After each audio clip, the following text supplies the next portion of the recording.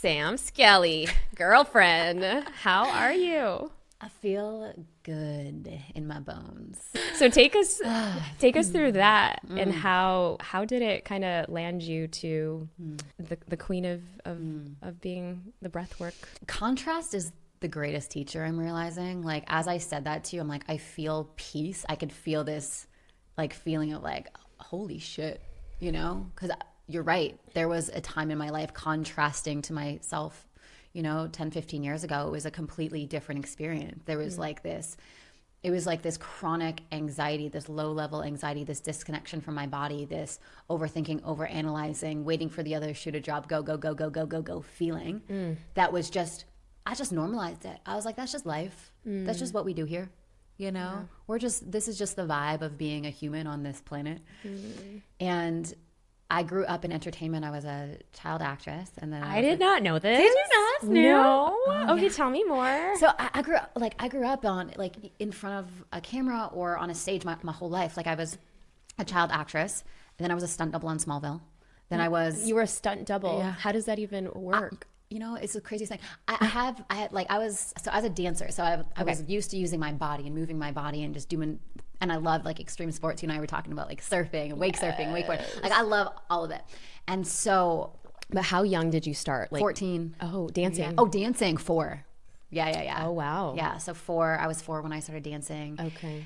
And then I'm like, I want to learn how to do the things that they do in the movies, like falling down the stairs. And like, I don't know where I got this idea from. So I just started, I went to this gym where I lived in Vancouver where they teach stunt work. And I was just learning things with no intention of pursuing it whatsoever. But I just started doing it. And then one thing led to the other. And all of a sudden I'm on Smallville doing stunt work. And I'm like, what is my life? But anyway, it's just interesting. I was always pursuing dancing and performing and entertainment and things like this. And I was so disconnected from myself and so disconnected from my body. And, the 2 neighborhoods of emotionality I hung out in was like anxiety or numbness. Like those were like the 2 places.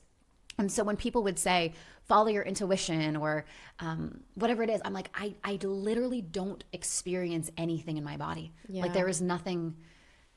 Yeah, there was just like this lack of felt sense and this lack of intuition and it was just very much like go, go, go, go, go with the mind. I was riding that like sympathetic nervous system. Oh, yeah. You know what I mean? Oh, yeah. It's like, it's big.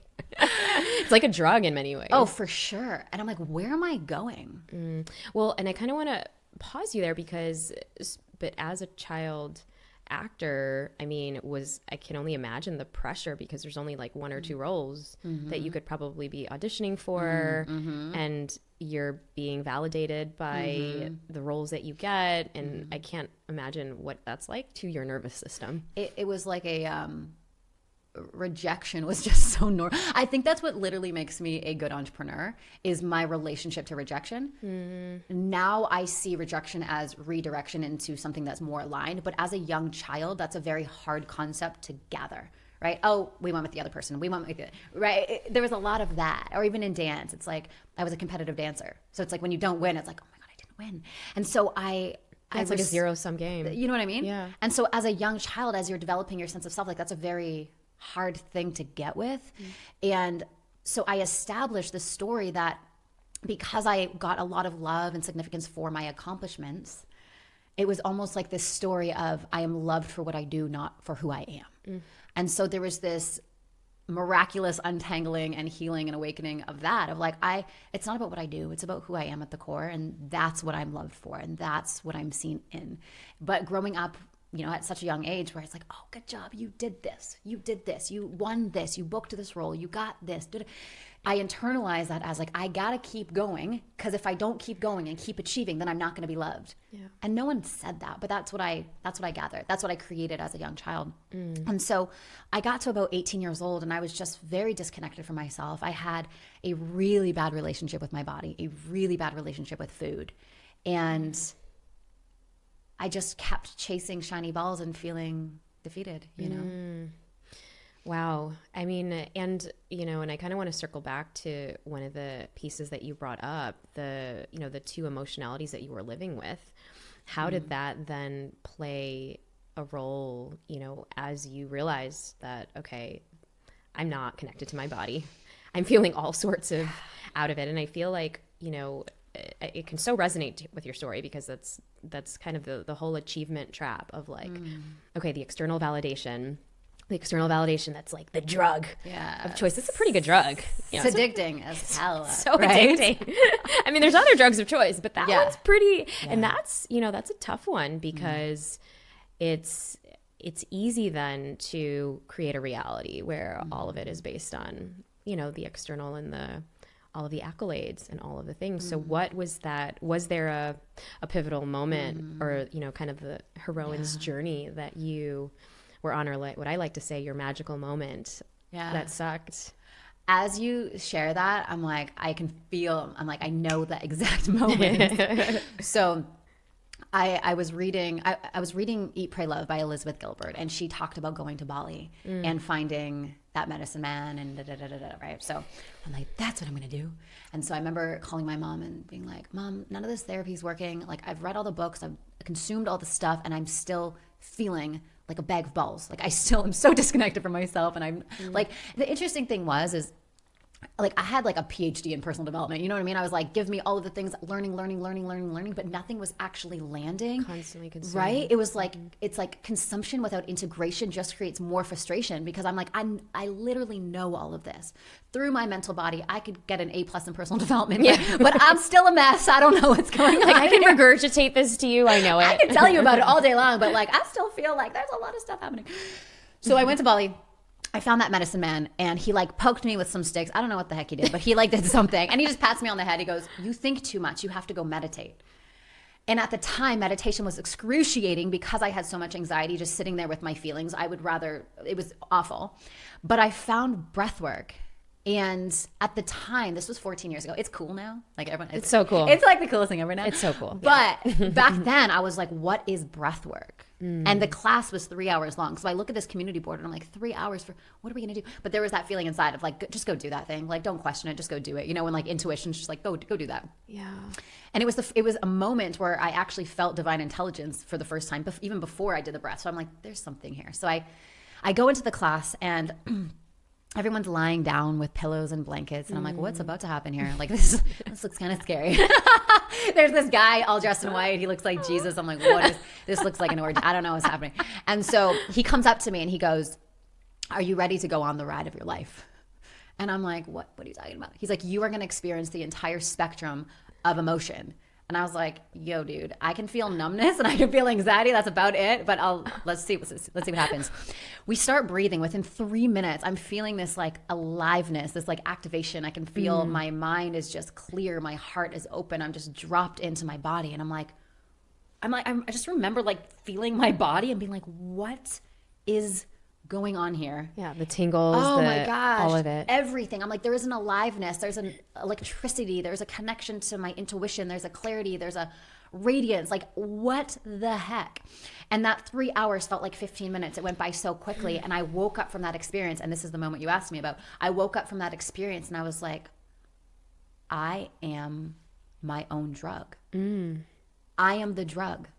I hold the remedy to every point of suffering in my body. Everything that is in pain, I am the answer to. I am God embodied. And it was so wild. Like, I get goosebumps even thinking about it. It was so wild because for the first time, I realized that I didn't need to be dependent on anything else. I didn't need to think about how to feel better. I didn't need to consume more to feel better. I am the one that is doing it through this beautiful, simple, embodied experience. Ooh. Yeah. Wow. I mean, you're in the way that you describe. I'm imagining the guy dressed in white, Jesus, because I definitely have had one of those experiences before. I mean, very similar to you at Bali Spirit Fest, actually. And you know, and I think that I also didn't know what to expect at all. And in fact, like for me growing up, Filipino Indian culture, but my dad, he would actually use chanting and meditation a lot, right? And so not so much breath work, but I mean, the Om was a very big part. And so very different than, you know, if you go to a yoga studio or, you know, Kundalini, but you're doing Om and you're doing the, you know, you have the mandala. And so we would hear him doing this growing up, and it would just be an immediate rejection. I'm like, okay, because, you know, it wasn't cool. Dad's being weird again. Yeah. Wasn't cool. It wasn't cool. It's not cool until you go to Bali. Exactly. Right? It's not cool until you go to Bali. And so I'm like envisioning, and I think that a lot of our listeners are just envisioning, you know, going to this sacred place where you're actually feeling held for the first time. And then you're able to fully release. And I mean, having also a very embodied experience, you know, similar to you, where, oh my gosh, it felt like what is actually happening, and I'm actually the one that can actually do this myself. I mean, totally changed my relationship to our simple source of oxygen and breathing. And so how did that then, because that's a huge moment then for you, and can you just talk about the difference between meditation and breath work for those who are maybe a little bit newer to diving in?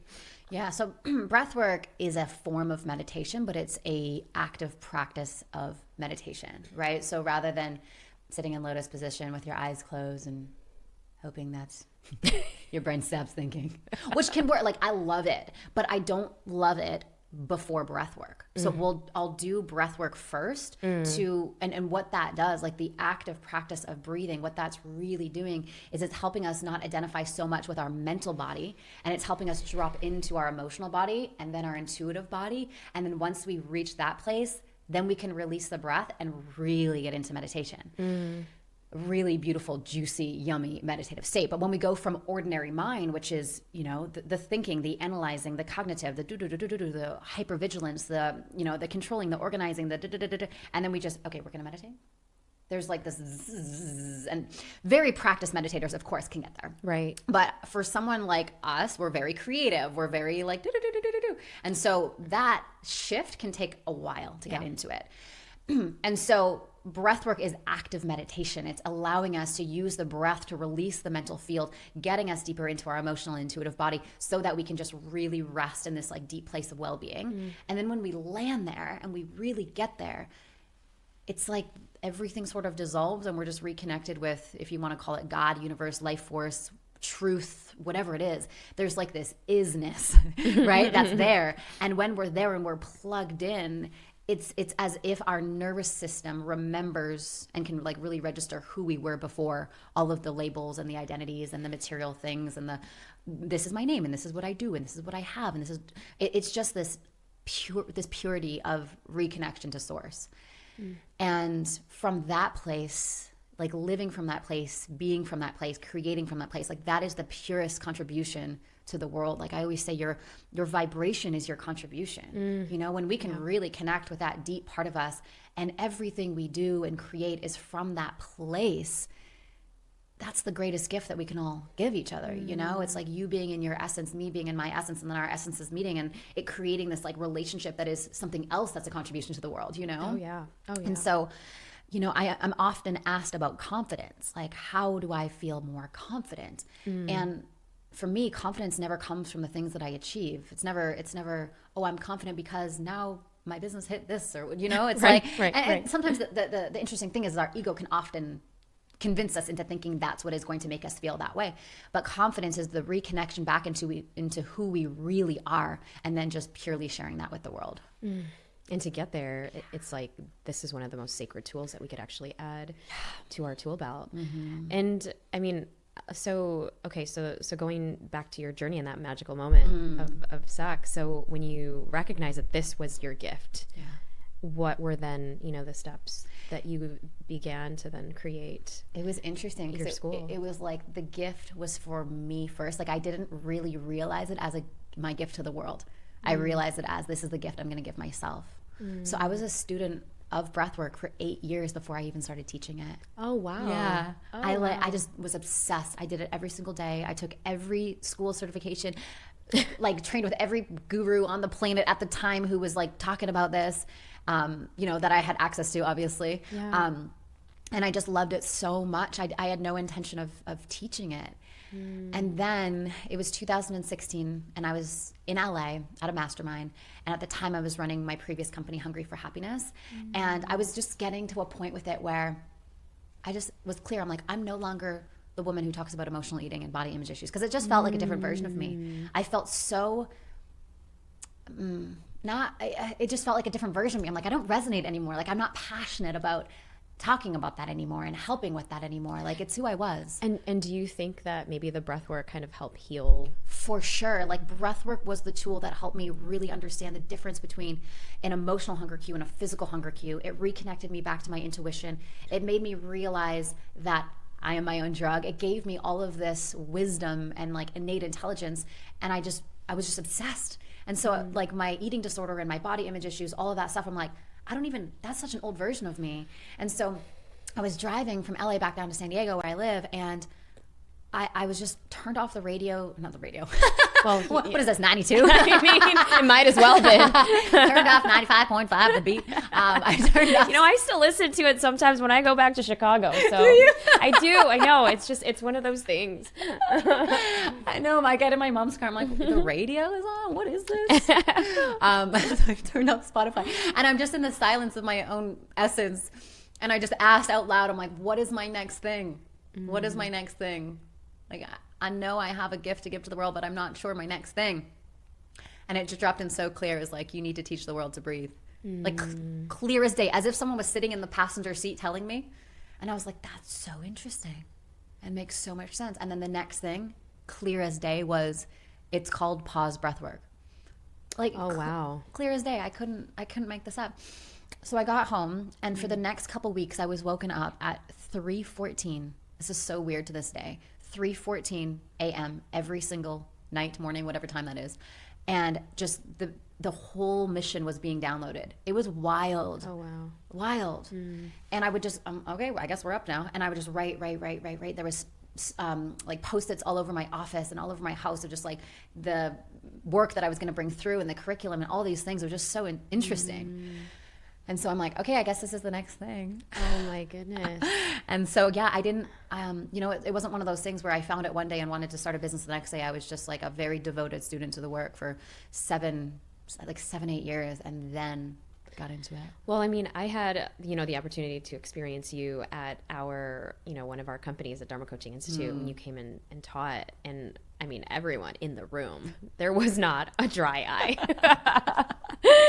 And it was so, so powerful. And obviously, this podcast, but, in a nutshell, how is it that we can actually take, or how is it that you take students into this like vortex or portal of full transformation in just, that was like an hour. Yeah. Not even. Yeah. I think it was like 45 minutes.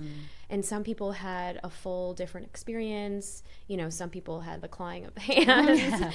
Some people were fully releasing and crying. Yeah. What, for those who, again, are braving the next evolution in their journey, and they're probably curious in terms of quieting their mind, but maybe having a more embodied and active practice of their own healing journey. Take us through that process of what you kind of did in that 45 minutes.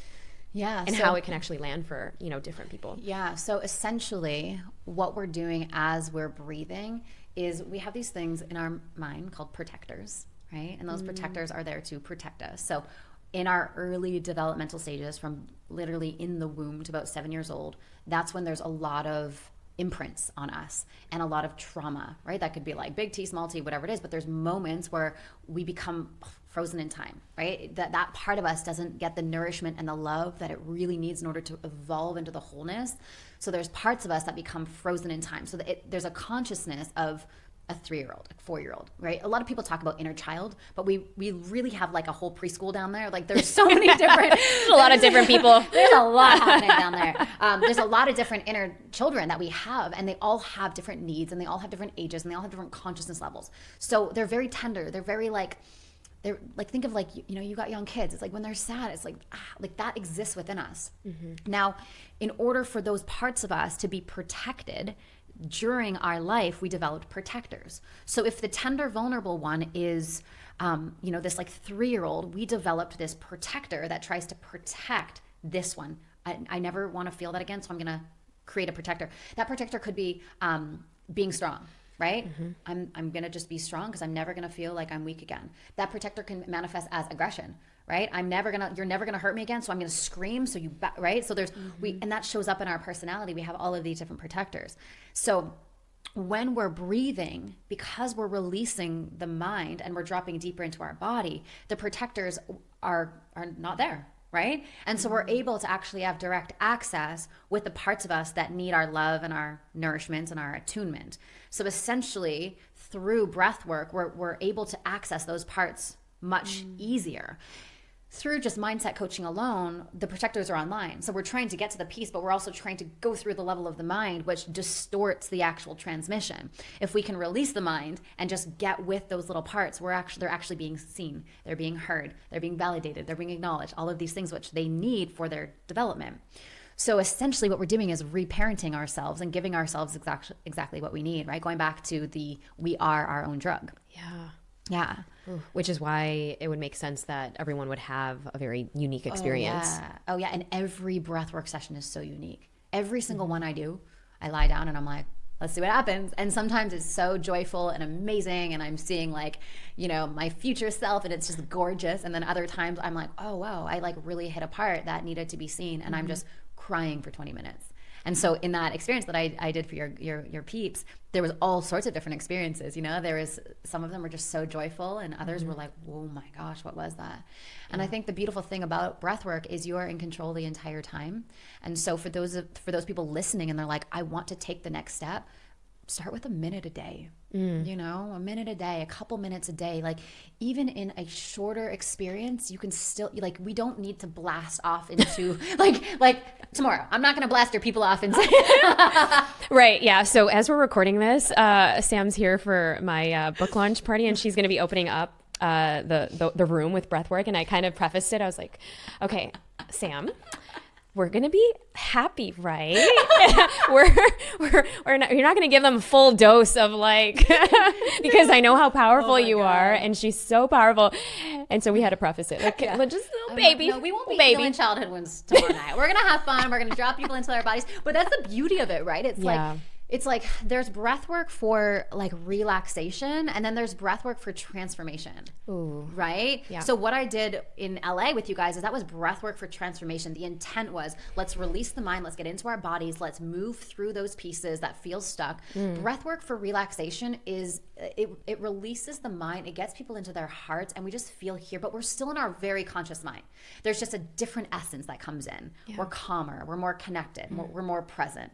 And so there's this like, I call it like the magic 8. There's after 8 minutes, you kind of go into the territory of breath work for transformation. Oh. But if we can keep our bodies under 8 minutes and we do breath work and then we kind of pause and relax, then we kind of stay in that like relaxation phase, which is just beautiful and opening and connected. So it depends on the intent, right? So I'll do breath work before a meeting. Like if I have like, you know, a big meeting that I have to do a big presentation to my entire organization, I'll take 3 minutes and I'll just do the breath that's the one that I love doing for more of like an activating, energizing one. Okay. It's called the triactive breath. So that one is into the belly. Okay, let's do it. Oh wait, you ready? Okay, yeah. So can this be done? So our audience, you know, our listeners are you know, super. They're busy. They're professionals. They're mamas. They're all the things, and but they want some support. So can we do it in like 1 minute? Yeah, let's do it in 1 minute. Okay, fine. If you're driving, don't do this, please. Or if you're in water, listening to this in the bath, don't do it. But if you're safe and you're on stable ground, this is great. So taking a moment, closing your eyes, relaxing the space behind your eyes, dropping your shoulders. Taking a moment and bringing your mind into your heart. That's it. And the breath pattern that we're going to do is called the triactive breath. So it's into the belly, up into the chest, and out through the mouth. It sounds like this.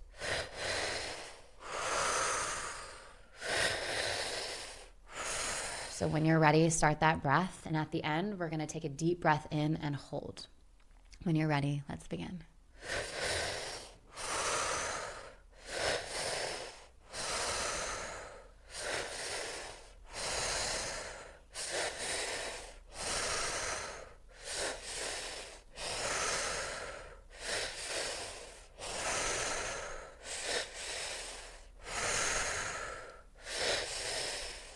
That's it. Keeping that breath going, allowing yourself to go at the pacing that you desire.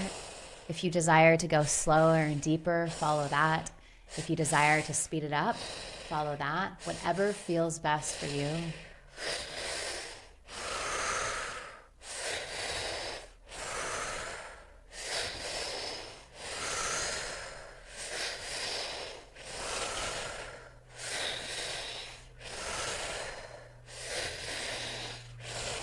But now when you're ready, taking a deep breath in through the nose,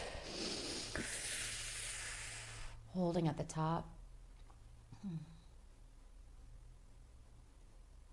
And as you hold at the top, just allowing your energy to realign, taking that energy of the heart and expanding it out. And when you're ready, releasing the breath, coming back into your body.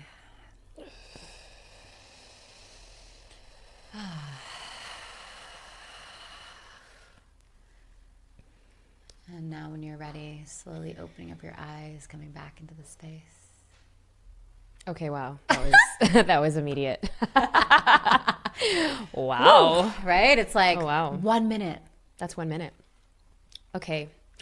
All right, Brave Table fam, you could definitely do this. And I mean, so powerful. So I know you have a whole institute. Tell us about how you create transformation through breathwork, because I know you have, I mean, we send our students to you. So tell us all about it. Yeah.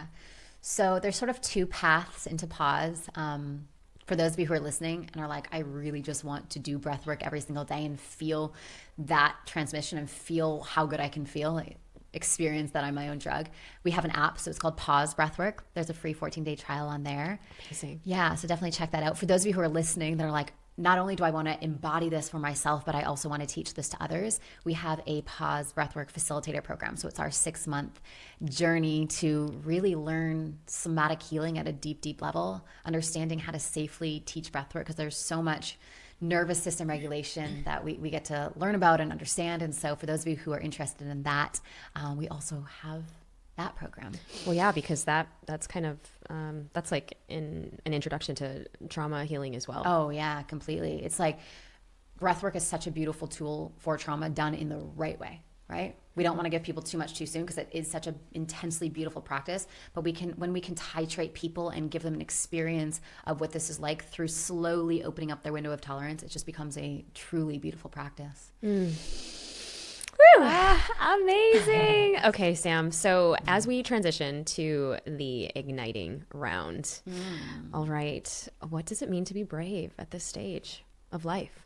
For me, it's duality. It's like realizing that in every move that I make, in every decision, in every choice, bravery is really holding the expansion and excitement of what's possible while simultaneously attuning to the part of me that's scared shitless and just being in that. You know, I was FaceTiming my dad last night.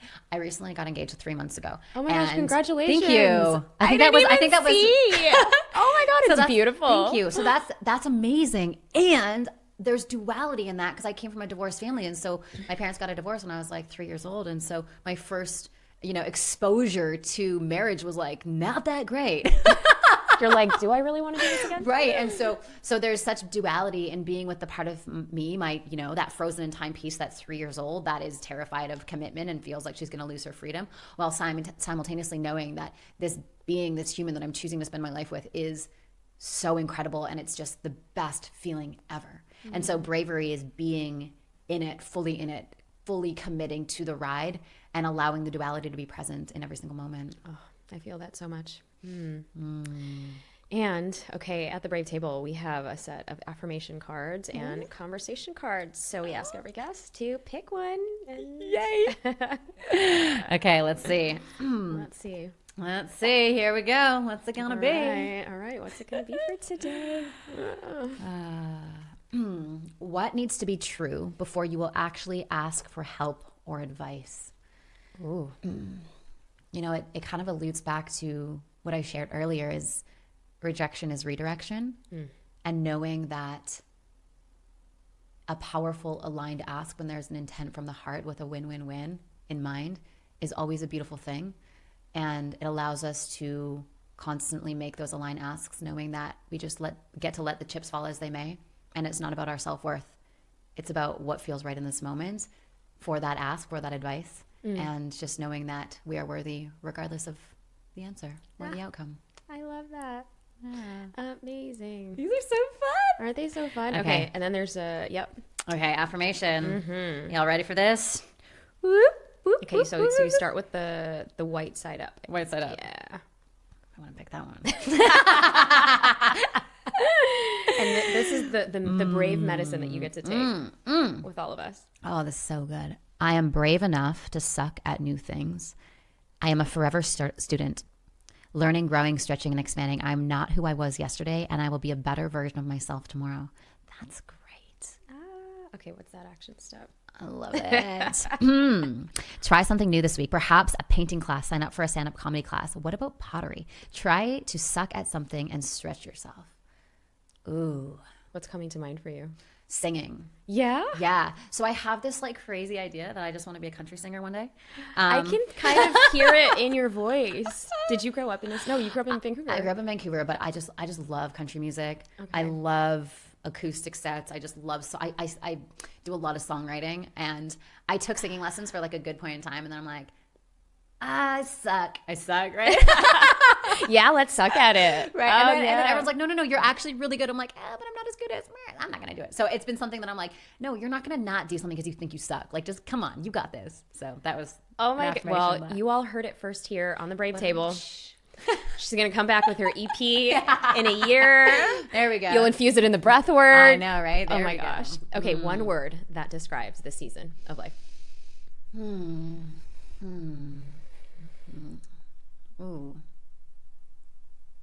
Miracle. Yeah. It feels, I truly feel like I'm living in a miracle right now. Like, I wake up and I'm like, I am so grateful for what has been created in my company. Like, I look at my organization, I look at my team, and I'm like, what the heck? What? And my clients and the things that we get to do and how we get to help. I'm like, this is truly a miracle. Like, all I started with was a belief, a dream. That was it. You know, my company's, it wasn't funded. It was me with a belief and me showing up every single day. And it turned into this miracle that I'm so grateful for every single day. And so, yeah, I've just been really settling into this place of just deep appreciation and deep gratitude for all of the seen and unseen, you know, forces that are supporting this mission to its fruition. And I'm grateful. So amazing.